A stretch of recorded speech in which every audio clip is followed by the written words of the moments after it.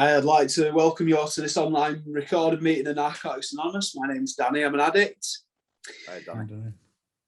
I'd like to extend a very warm welcome to you all and thank you for your interest in Narcotics Anonymous and for making this meeting possible. Narcotics Anonymous is not connected to the prison, although we are hugely grateful to the staff of the prison for allowing us this opportunity to share our recovery. Narcotics Anonymous is a volunteer member organisation. You are a member of Narcotics Anonymous when you say you are, and the only requirement for membership is a desire to stop using. Our message is that an addict, any addict, can stop using, lose the obsession to use, and find a new way to live. We carry a very simple message of hope and freedom from active addiction. We begin with a moment's silence to focus on the still suffering addicts both inside and outside of our homes.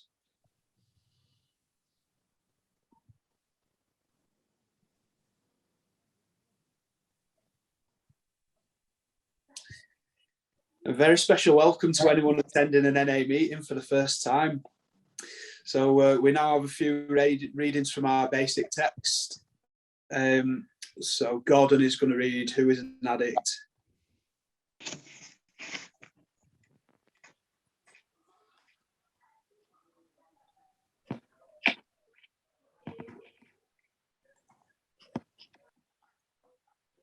There's no card up yet, lads. Yeah, it's up on my screen. It's just buffering on mine. Let's see you now. All right, everybody. My name's Gordon. I'm an addict. Hi, Gordon. Who is an addict? Most of us don't have to think twice about this question. We know our whole life and thinking was centered in drugs in one form or another. They're getting and using and finding ways and means to get more. We live to use and use to live. Very simply, an addict is a man or woman whose life is controlled by drugs. We are people in the grip of a continuing and progressive illness whose ends are always the same: jails, institutions, and death. Thank you. Thanks. Cheers. And I'm now going to read What is the NA programme?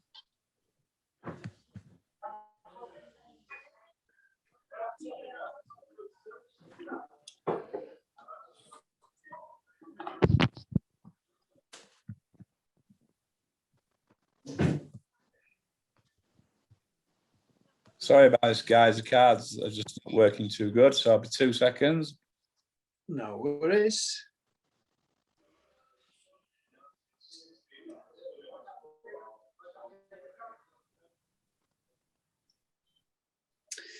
Okay, I'm Danny. I'm an addict. Hi, Danny. What is the Narcotics Anonymous programme? NA is a non-profit fellowship or society of men and women for whom drugs have become a major problem. We're recovering addicts who meet regularly to help each other stay clean. This is a programme of complete abstinence from all drugs. There is only one requirement for membership: the desire to stop using. We suggest that you keep an open mind and give yourself a break. Our programme is a set of principles written so simply that we can follow them in our daily lives. The most important thing about them is that they work. There are no strings attached to NA. We are not affiliated with any other organisations. We have no initiation fees or dues, no pledges to sign, no promises to make to anyone. We are not connected with any political, religious or law enforcement groups and are under no surveillance at any time. Anyone may join us regardless of age, race, sexual identity, creed, religion or lack of religion. We are not interested in what or how much you used or who your connections were, what you've done in the past, how much or how little you have, but only in what you want to do about your problem and how we can help. The newcomer is the most important person at any meeting because we can only keep what we have by giving it away. We have learned from our group experience that those who keep coming to our meetings regularly stay clean. Thanks, Danny. Thanks, Danny. And will Craig please read Why Are We Here? Right, cheers, Dan. My name's Craig, I'm an addict. Hi, Craig. Why are we here? Before coming to the Fellowship of NA, we could not manage our own lives. We could not live and enjoy life as other people do. We had to have something different, and we thought we'd found it in drugs. We placed their use ahead of the welfare of our families, our wives, husbands and our children. We had to have drugs at all costs, and we did many people great harm, but most of all we harmed ourselves. Through our inability to accept personal responsibilities, we were actually creating our own problems. We seemed incapable of facing life on its own terms. Most of us realised that in our addiction we were slowly committing suicide, but addiction is such a cunning enemy of life that that we had lost the power to do anything about it. Many of us ended up in jail or sought help through medicine, religion, and psychiatry. None of these methods were sufficient for us. Our disease always resurfaced or continued to progress until in desperation we sought help from each other in Narcotics Anonymous.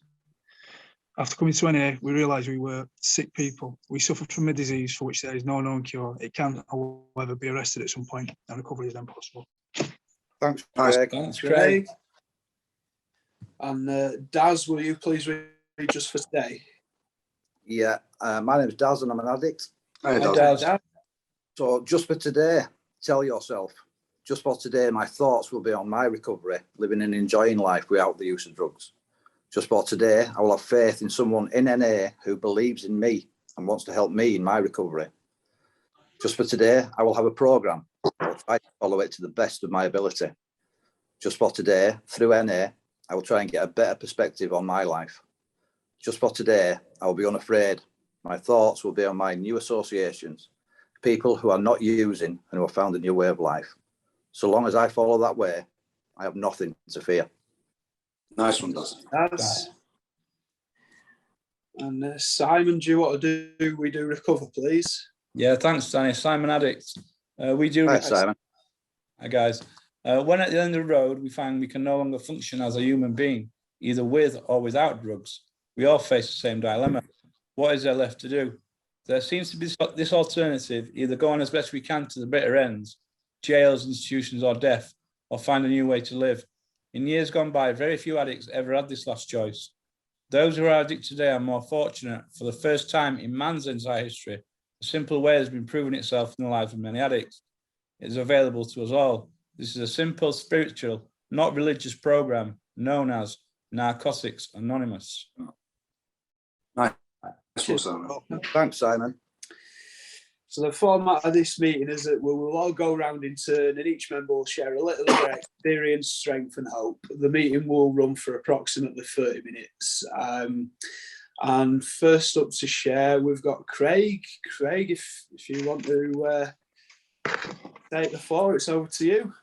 Cheers, Paul. Thank you. My name's Craig. I'm an addict. Hi, Craig. Thanks to the lads who've made this possible and everybody who's sort of getting involved in it. I think it's a cracking idea. I spent 10 years in and out of prison. Basically, I were an addict, intravenous addict, and basically I just spent 10 years of my life in and out of prison, just existing, to be honest. I never really got off starting blocks. I just ended up, going from being a teenager to being addicted. And by the time I was 27, all I had to show for my life were 7 prison sentences and a load of wreckage. To be honest, I was living at my mum and dad's. My usual routine would be to go to prison 3 times a year for nicking bacon, cheese. I was a guy who stood outside bus station drooling. I knew nothing in my life with that. And I used to get up every morning and I used to wish I were dead. To be honest, I used to wake up rattling every day and I used to look out that window and think, I don't want to do this anymore. I wish I were dead. I wish I were dead. By the time I'd done my 7th sentence, I decided I wanted to stop and I was going to sort myself out. And I thought, I'll do what normal people do. I'll get a job. I got a script so I could maintain the job with my dad. I went out for a drink on weekend and I was really trying my best to stay out of trouble and to not do the things that I was doing that got me in jail. For I'm just going to live straight and have a normal life. I went out for a drink on weekend, and because of the way I take things, I don't stop. Some people can go out and abuse drugs, and some people become dependent on them, and I'm a dependent. And I went out and I ended up with a longer sentence than I ever ended up with, trying my hardest I'd ever tried in my life, because of something that I didn't usually. I didn't usually drink that much. I drank, but it weren't my drug of choice, was something else. And I ended up in more trouble while I was trying my hardest with a longer sentence. And I just remember waking up in a prison cell, looking at wall, thinking I've got 3 or 4 years in here for something I couldn't remember because I was that drunk. I can't remember doing most of it. And I just felt trapped in a life of just existing and not having any control over my life. Just went wherever drugs took me. I got introduced to steps in prison. And NA, Narcotics Anonymous. I got my introduction through a rehab prison. I asked for that because I'd had enough and I wanted to try and find a way out. And to be honest, a lot of it didn't make sense. I started doing step work and sort of learning about, you know, to be honest, apart I just wanted my tag. So I did the steps to get my tag. But when I started doing it, I started writing step 2. I'd done my step 1, I was writing my step 2. And penny drops, and I just realised that it were me that were causing all problems. And for the first time in my life, I was sat in a cell and my head stopped. My head's always on me, but it stopped because it step work, because it's stuff that we were doing connected to Narcotics Anonymous. And that was the first time that had happened without using the drug. And I were, you know, I managed to stop using in prison. And I were dedicated, man. I thought, you know what, when I get out, I'm going to make a good go at it. I'm going to make it work. And I really meant it. I managed to stay clean for about 6 months in jail. And I knew the time I was getting out, I thought, right, I'm going to do it. But as I'm walking down to that gate that day, I knew for a fact, if there'd not been somebody at that gate to support me from NA, which they were, I'd have gone straight and scored. And that would have been my life from there. And I'd have been stuck. Because whether I like it or not, I'm not used to getting out of prison and being straight-headed. It always had to be get out of jail, get a drink, get some drugs. And that had been my life until I went back. And because there was somebody there to support me, who understood what was going on, that was the thing that stopped me. And they kept telling me and got me to meetings, and they got me introduced to a set of people who knew how to stay clean, because all the people I know how to use. Steps, fellowship, NA, it's just a blueprint for building a life for me. You know, it's just an instruction manual. This is how you build a life, a little bit at a time. And there's a lot of guys there who'll help you. You know, you're not on your own. There's people who've been in exactly the same place and they know how to get out of that place and build a life. And I feel like I've had 2 lives. You know, I've had a second chance at my life. I'm 14 years clean, and I've had a life that was miserable existing. And I've had a life where I've had kids, family, gone to college, learning to drive, going holidays and all that sort of stuff. But it's just the fact that I don't have to pay to go to sleep. I don't have to worry about what's coming through my door. I feel safe in my life, you know what I mean? And I feel like I've got people in it that I can trust and that I love, you know. And I'll finish on this. It's a family disease. I got off. I went into NA.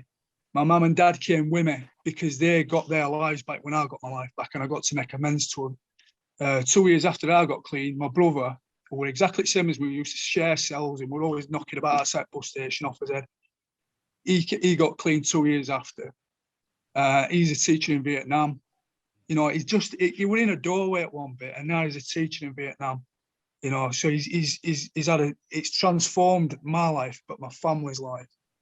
And I'm really grateful that I got a chance to get introduced to this, because I've tried everything, and this was the only thing that really got to the root of what wrong. It's not the using, you know. Anybody can get clean and be miserable. It's not about that. It's about being in recovery and feeling happy with your life.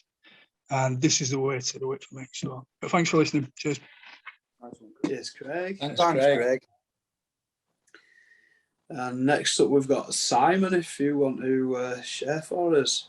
Yeah, thanks, Danny. I'm Simon. I'm an addict. Hi, Simon. Hi, guys. Yeah, so like, I suppose, you know, I'm aware that like the people that are going to be watching this, you know, are in the same place where I was for like nearly 30 years, you know, because through my using and like ways and means to get more drugs, you know, it meant committing crime to get the money and obviously to get the drugs. And it always took me back to prison, you know, and I substituted one drug for another over many years, trying to find a drug that I could use successfully, you know, and they all took me to prison. Just did. And I couldn't work it out. And I'd be sat in reception in prison thinking like, how did this happen? How did this happen again? You know? And I believed at the time that it was that last use before getting locked up that caused all the damage, you know. And I believed that for many, many years. And in prison, it was the same, you know. In prison, you know, I had no responsibility, you know, but it was all about ways and means to get more, even in prison. And that involved just ordering phone cards and bacca on canteen. And I'm going back a while now, and it was phone cards. And that's what it was.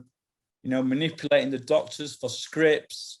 You know, I remember being on like 90 mil, and I was putting like apps into the doctor. I remember, and I got up to like 120 mil of methadone because I was just chasing that buzz, manipulating them for subby scripts, you know, so I could sell them and swap them for drugs and like get off my head, you know, and like, you know, I'd get out, man, and like I'd get out of jail and think I deserve a treat and go and use, you know, and be back in within a few weeks, you know, that revolving door, and that was my life, you know. And in that process of doing that, you know, I drove everybody away. I robbed off everybody that I knew, my family. I abandoned my daughter for 19 years because I was too engrossed in the drugs and the prison life and the crime. I even wrote myself a letter once, you know, and posted it to myself saying, you know, Simon, remember, do not use heroin. That's what it was. Do not use heroin. I never read that letter. Do you know what I mean? Probably ended up back in jail a few weeks later. 2018, January, you know, I walked into a police station in the community, you know, because I didn't want to be out here anymore, you know, and I walked in with a large knife just so I'd get locked up. I didn't want to be doing any burglaries because, you know, doing burglaries for so long, them sentences start to increase and increase and increase. I didn't want to go away for years. I just needed that little break again, you know, go in there, put some weight on and come out and try again. And I got 6 months. But when I got to prison had always been the place where I ran to, you know, it's always been the place where I went. But when I went to prison the last time, I didn't want to be there. I did not want to be there. You know, I couldn't live with the drugs or without the drugs, but I didn't want to be in the community. I didn't want to be in prison, you know, and that was my internal rock bottom there. You know, where else can I go? You know? And I was lucky enough to get out. When I got out of prison and I was homeless, I went and used. You know, I got out, you know, in April 12th. I went and used, went to probation. He said, we've got you nowhere to live. I said, okay, I may as well be back in prison. And they found me somewhere to live, and it was a residential rehab. It was. I was really lucky to get in there. And I met people that had used like me. I never knew recovery was possible. I'd never heard of it. All the people on my estate who I knocked about with, you know, they either died, substituted one drug for another, or just disappeared, you know. So when I went to this rehab and I found people that were NA members, yeah, that worked in there and used like me, did all similar stuff to me and were living clean. I didn't know that concept of clean. My concept of clean was just not using heroin. That was my concept of clean. You know, I remember getting out of jail quite a few times. People say, are you clean? I'd say, yeah, I'm clean. You know, but what I understand clean to be today is to complete abstinence from all drugs. Start to go to Narcotics Anonymous, man. I'm so grateful that, you know, NA found me, you know, and it was really beautiful. I'm like 2 year, 8 month clean or something. You know, I've made amends to people that I've hurt, you know, through the process of the steps. Yesterday, I'm on annual leave at the moment from the job and that I do. And I spent a lovely day with my daughter, you know.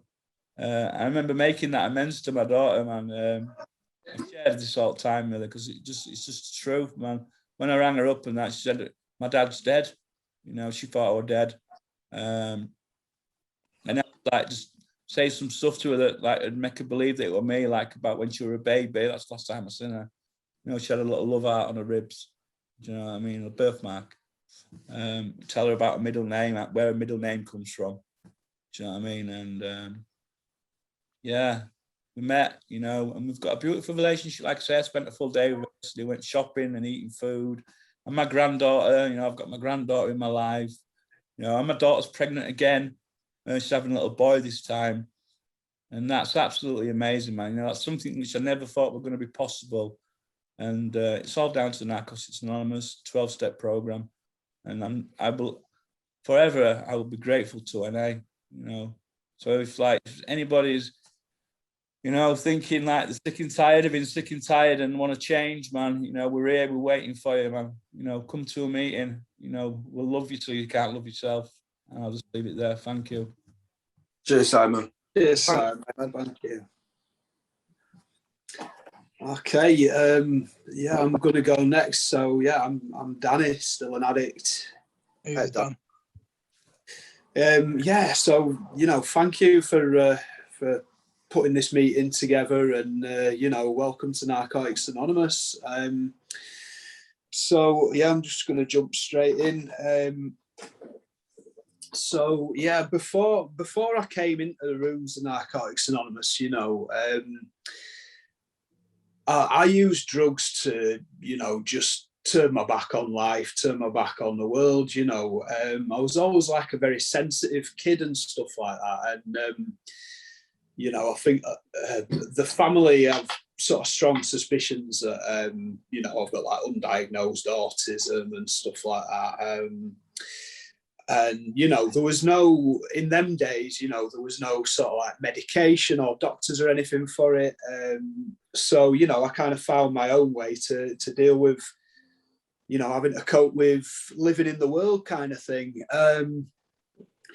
But, obviously I wouldn't be sat here if that didn't cause problems for me, because I could turn my back on the world all I wanted. It didn't mean the world disappeared. You know what I mean? It was still there regardless. And basically all it meant was that, any time, life threw something at me, I had no way of dealing with it. I'd try and deal with it and just, fumble around and mess it all up. And, it'd end up in heartbreak more often than not, And, I've sort of learned from being in the rooms of Narcotics Anonymous, that life's about making mistakes. You can't succeed without making mistakes first. But for me, if I made a mistake, it was a total catastrophe, and using to deal with the pain of having made a mistake and not facing up to it, all that ever meant was that that mistake was just a shame, just a regret. And all I had about it was, regret, resentment, self-pity. My mum said, when I was about a year into recovery, something happened, and she says, you would have, before, you would have let that break you, that would have broken you, and you would have let it, what's more. And it's true, yeah, I let life break me. In fact, I was a little bit sort of in love with that feeling of being broken almost, just the familiarity of it and stuff like that. So like I say, anytime I made a mistake or anything bad happened, it was just nothing more than just a crying shame, Here I am, I'm 2 years and 9 months clean just now. And, on paper, I've probably had just about the worst year of my life. I think a lot of people can probably say the same, what with everything that's been going on with COVID and everything like that.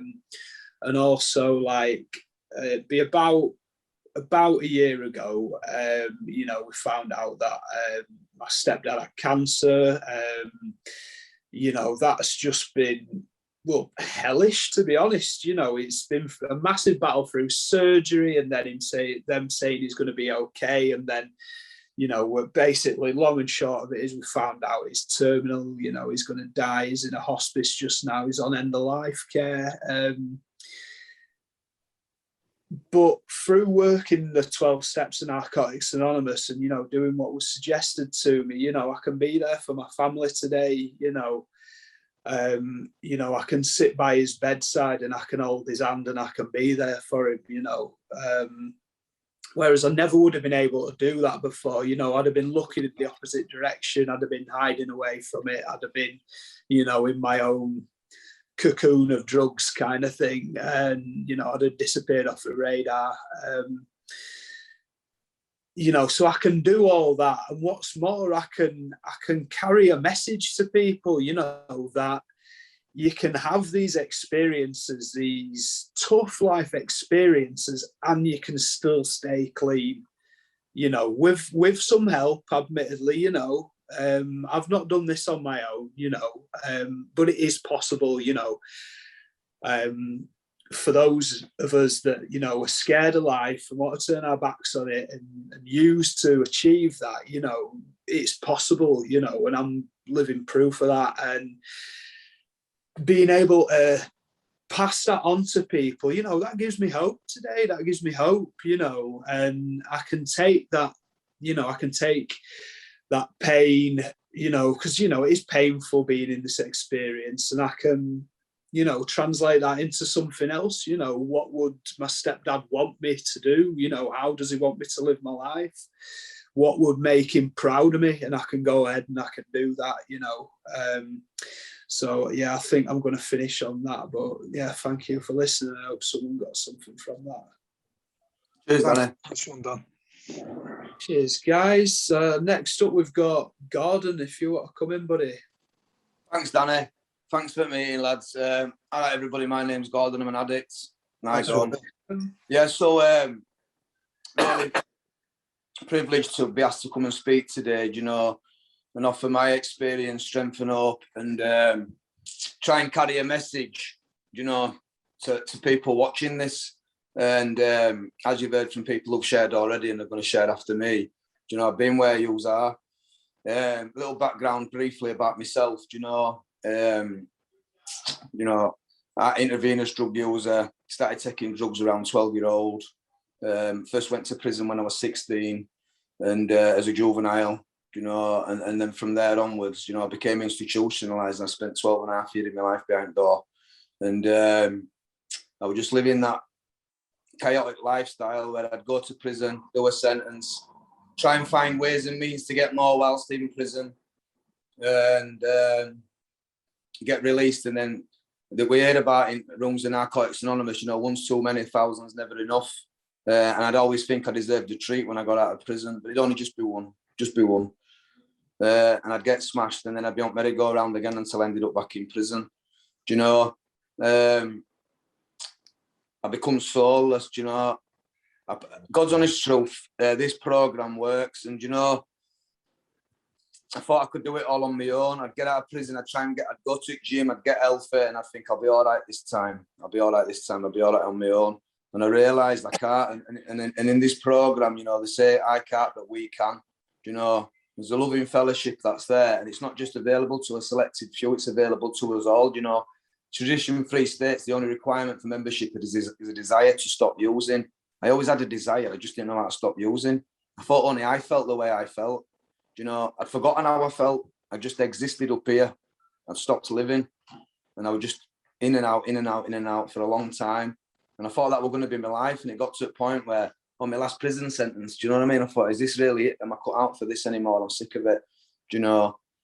I want one of the boys ended up being an older person in a cons prison, and it was like, wow, what's happened to you? Where have you gone? What have you done with your life?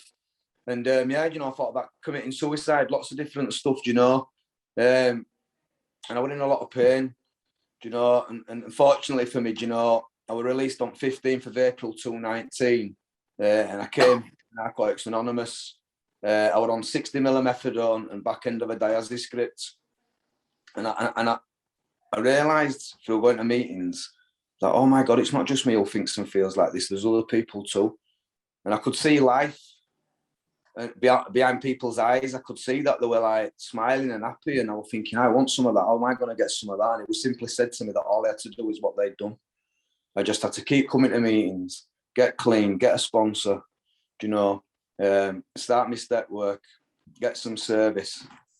And I did all them things over a period of time, and I realised, you know, for years I've been in prison, I'd built up, you know, this like jail face, you know, attitude, all that kind of, thought I was a bad man stuff. And all I did is I just excluded myself from life, and I was barriered off from life, and I felt like I couldn't get back into it. But you know what? Through the support of people that have been where I've been, and showing me love, you know, eventually my barriers come down. You know, I got clean, did a little rattle, first rattle I've done on out, and you know, started slowly but surely, starting to rediscover who I am, you know, and you know, a life that I live today. I go to bed clean, you know, I wake up clean, I give back, you know, I try and give back what's given to me, give back what's been given to me. And it's a lovely feeling to be able to feel again. I forgot what it was like to feel feelings apart from self-pity. You know, I had no trust. I was always scamming. And because I was always scamming up to no good, I thought everybody else were. I felt lonely. I could be in a prison wing with 90 people, 120 people, and be known, but it felt like I was on my own. You know, in that cell on a night time, sat there thinking, is this all I'm about? Is this all I'm about? Because we can all have that banter, we can all walk around that think bigger than that lot, but when we've just laid on our bed on a night time, looking at ceiling with his own thoughts, you know, I was sick of living that way. And like I say, there's a wonderful program that's here, and it's available to you, you know. And my pride, I was too proud, you know, I was too proud. I had a big ego, and my self-esteem and my self-worth were on the floor. And it was hard dropping that pride and dropping that ego and reaching out and saying I need help. But you know, it was the best thing that I ever did. You know, there's so much that goes on in Narcotics Anonymous. I used to think to myself, what am I going to do if I don't take drugs and I don't party? And then I realised, when we're actually there party, were they ever a party in the first place, or were you just running from yourself for all these years? You know, I through a lot of stuff that happened as a child, I was still living with them same beliefs and same thought processes as an adult. You know, and life had passed me by. But I'm a part of life today. You know, I'm fortunate for working this program. You know, I'm employed now. You know, I can make plans. I'm in a relationship. You know, it took a couple of years, but my kids are back in my life. All the stuff that I'd lost due to me putting drugs above everything else and forgetting what I was about and where I come from. And yeah, I can face up to life today. You know, it's good being clean. You know, it would have. I thought it was never going to be, you know, on cards. And I know now that they say that if I choose to use drugs, you know, there's only 3 options that are open to me, and that's jails, institutions, or death. That's what the disease of addiction wants to happen with me. You know, I don't have to live like that live that way no more. And like I say, it's available to you guys as well. You know, please get in touch with people in prison who can point you in the right direction and come into Narcotics Anonymous. You know, we're all here waiting for you, and you'll be met, and there'll be a lot of support, and you'll see that people think and feel like you think and feel, and you can find a new way to live by just doing a few simple things. It's a simple program, guys. It's not rocket science. So yeah, I hope somebody's got something from what I've had to say, you know, and hopefully we'll see you soon. I'll leave it there, guys. Thank you. Cheers, Gordon. Thanks, Gordon. Nice one. Now I'll hand it over to Daz. Cheers, Danny. My name's Daz. I'm an addict. I does. All right. Really privileged to be here, you know what I mean, to be part of this bit of service, the work that Narcotics Anonymous are doing. And I've listened to everybody else share, and it's quite fortunate that I'm sort of like backhand at share list, to be honest, because that's why I come to Narcotics Anonymous. I get identification, you know, the other members that have shared there, there's pieces of each little bit that is my life, you know, without a doubt. I've been known, well, I've self-labelled myself as a serial relapser myself. But in fact, when I spin it over, I was a serial trier because I couldn't stop using drugs. You know, I picked up at an early age through some external circumstances, not being able to deal with my own feelings, not, you know, having a tape running in my head that used to call me, you know, I'm crap, I'm worthless, I'm useless, you'll never amount to anything, you know, along with physical violence from my dad and bullying as a kid at school. And it was just escapism. But what happened when I was 15-year-old is when I had won, I couldn't stop, you know, but I didn't know that at the time. I didn't know what I suffered from. I didn't know that I suffered with an illness where I have won and I can't stop. So I'm a natural sort of statistical progression through the drugs myself. You know what I mean? We're not bothered about what or how much you use in Narcotics Anonymous. It's not drug specific. If I'm using a substance, it doesn't matter what it is, it's going to give you the same results. So when I picked up at 15, I went through the party scene. I went through a heavy metal days with long hair, you know what I mean? But all my activities in life were surrounded by using drugs, you know what I mean? Getting off my head. And I tried to stop on my own many, many times, you know, on a night when I'd had copious amounts of whatever drug I was using that day. I'd swear off, tomorrow, I'm not using, it's nailed on, it's not happening. Then I woke up in the morning, and before I opened my eyes, the obsession was on. Who's got what? Where can I get a graph from? Does anybody owe me any money? Whose gyro day is it? You know, all that sort of thing. Have I got a warrant out for my arrest? You know, just like full of fear about trying to box off the day where we're going to get more. However, you know, did they get on me last time I did that shoplifting in that store? You know, can I get back in and, you know, can I chance it? And it got to a point where I wasn't even bothered about chancing it, because the need to use was greater than the consequences. Now, I can separate myself because, like the lads that have shared, they've been to prison. I've not been to prison. Yeah, I always thought it was because I was really clever. It's not the case. The case is I've had every other thing but prison. You know, and the last time I used, I was looking at a 7-year prison sentence, finding ways and means to get more drugs. It were on the cards, and like it's already been shared, jails, institutions, and death. So I've been to 7 institutions though, but not prisons. I've been at some facilities, you know, rehab facilities, and that's where I got introduced to Narcotics Anonymous. Another member shared. So what we have is what's called H&I service.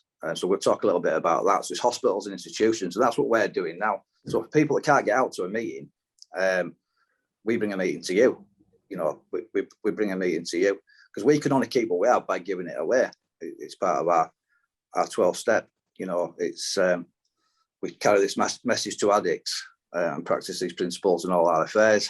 You know, the long and short of it is, I'm forever grateful for Narcotics Anonymous coming into that certain facility and planting a seed in my mind that you could get recovery. You know, you could become abstinent. You could, you know, they didn't even say that I could.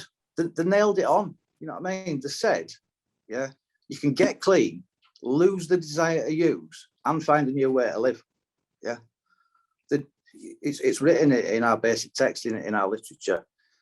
We don't have to use anymore. And like other members have shared, I've been through relationship breakups, homelessness, you know, job losses, death of my granddads, you know, all this stuff which were immediate stuff where I was going to go use and fix on. And through the power of Narcotics Anonymous and doing these suggested things and reaching out and speaking to other people, I haven't had to use. And that's been like nearly 4 years, you know, 4 years of abstinence and finding a new way to live. I've been lucky. You know, I've been, although I've not been sat where you're actually sat now, I've been sat in what I can imagine the same places.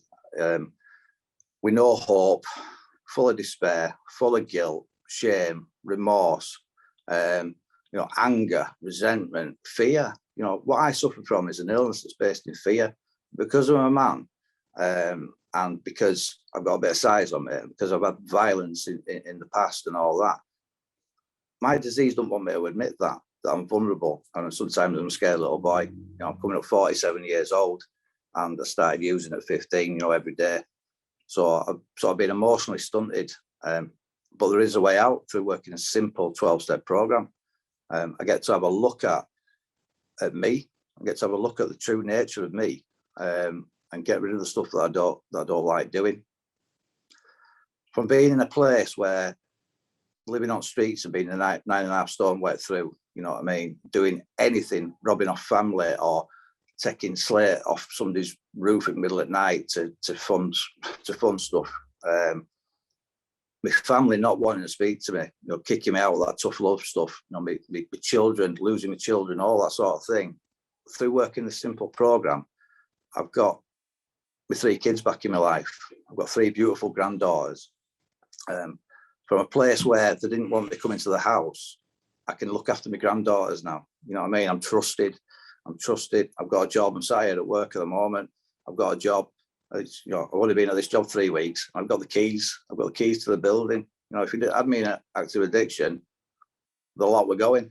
But through working this program, people trust me, and I can be trusted because I've no desire to go out and get that chaos back. I tried to commit suicide because I'm in that lower place where I'm in a bed sit and stuff, and I just couldn't see a way out. You know, with certain substance psychosis, aliens were getting in through electricity. You know, all light bulbs were out. I was barricading my door, and I was walking about with a big sword. And just, I'm not like that. I'm just not like that anymore. I'm at a place where I don't have to use, no matter what. I do not have to use. And so from being, you know, I just had to admit that my thinking is not the best at times. And my thinking is when I use, I have no power. I have no control on being able to stop. So welcome to Narcotics Anonymous. I really do hope people have got something from this, because people carried this message to me that you don't have to use anymore. You don't have to use anymore. It doesn't promise that you're going to get a job and your family back in your life and a decent car and a dog and 3 holidays a year and all that. Doesn't promise that. But my experience is, by working this program, I get some of those gifts, you know, but I never forget the gift of recovery, because I never have to be in that dark, lonely place again. Because like it's been said, I can't, but we can. I'll leave it there. Thank you. Cheers, Daz. Nice one.